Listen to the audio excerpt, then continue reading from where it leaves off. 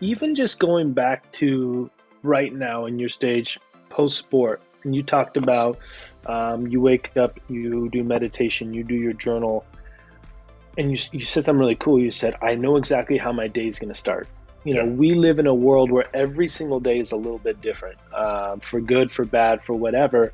But what does that do for your heart, your mind, knowing that no matter what's going on today, like I know how my day is starting? Yeah, before I had built up that consistency with it, it was it was kind of all over the place. There would be some times where like but then it came to like even the time I woke up wasn't consistent. So now Mm, that I have that down, I know that I wake up at 6:30, I get up, do my journal, do my meditation, 7:30 I go work out, 8:30 I'm back here, shower, breakfast, and it's like I have my routine for my day. So I know that mentally I'm prepared to handle the day because I've taken care of mm. all the little things that get my mind in the space of getting better. That's awesome. And something you mentioned, okay, your journal that you do, your meditation, your workout, is that selfish or is that selfless?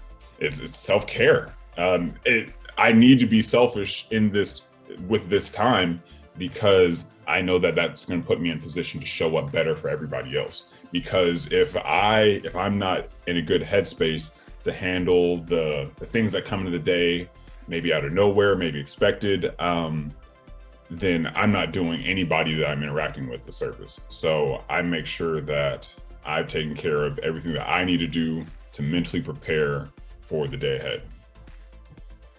I love it. So I call that exercising our no muscle, right? I was Mm, talking to my mom the other day, and I have several clients who say yes to everything and yes to not everything, but yes to everything or everyone, and they forget to take care of themselves. And so what I hear you saying is I'm saying no to the day and saying yes to me, right? Like you might wake up and have a text and be like, oh, I need to handle this, but not before my journaling, not before my meditation, not before my workout, because then you can, like you said, you can go back to that text and show up better and probably give a better response or whatever it hmm might be.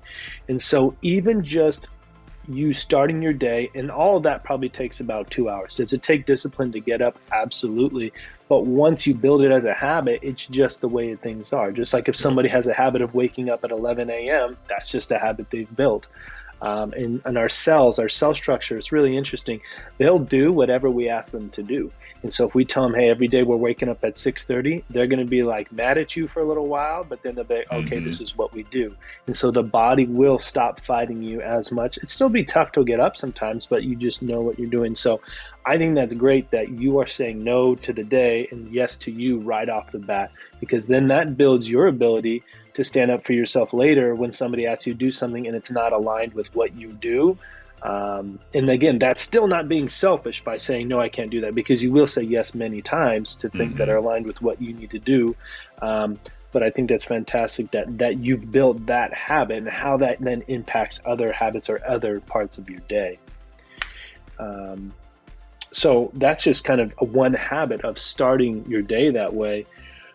And then you mentioned something that habits create success. So hmm when you were talking about even on the field, when Anquan Bolden gets there 15 minutes before, and he's probably doing some routine that others are looking at, like, dude, what is he even doing? And I'm sure you've had that. I've had that. Guys like Trevor Bauer in baseball, he basically got kicked out of Arizona because he had his own habits and his own warm up routines that the Diamondbacks were just not okay with. They're like, dude, you're way out there, and now he's one of the best pitchers in the world because he chose to have those habits. What are some of those habits or routines that you either did or you saw people doing that help them, like you said, create consistency or create success on the field? For me, one of the habits that really helped me in college was all the tight ends. We would always catch balls off the jugs machine before practice. That was something that we always did consistently.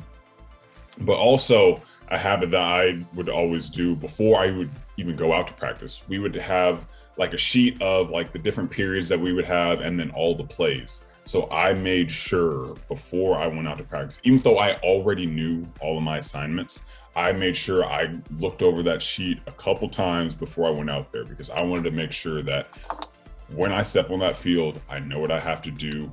And if there is a chance that I'm going to be in on a play that I'm not expecting to be on, I know what that person has to do. So making sure that I have all my bases covered. And then for me, post practice, I would always make a habit of catching at least 50 balls off the jugs machine again.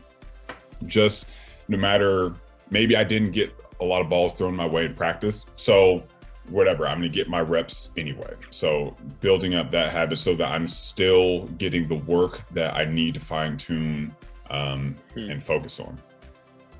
That's awesome. And I'm sure there are times when at practice you guys like got your butts handed to you and you're retired and everybody's like glad to be leaving, and there you are plugging in the jugs machine. I mean, are those habits, do they ever become easy, as in like you're butt tired and it's like, but you're just still plugging in the machine to get those 50 extra balls? Does that habit become just second nature, or is it always a struggle? When at first it's a little bit of struggle. It's just like if you are used to waking up at 11 and then you start waking up at like 8 or 6, your body is it's going to be a struggle at first, but then it becomes second nature. But also what made it easier were having other teammates that were also looking to get better as well. So I wasn't the only person on the jugs machine because someone has to shoot the balls to me. And so knowing that I would have a couple other tight ends that would want to get some extra work with me, or one of the receivers, that made it easier knowing that I had another group of people that were also looking to build on good habits. Absolutely.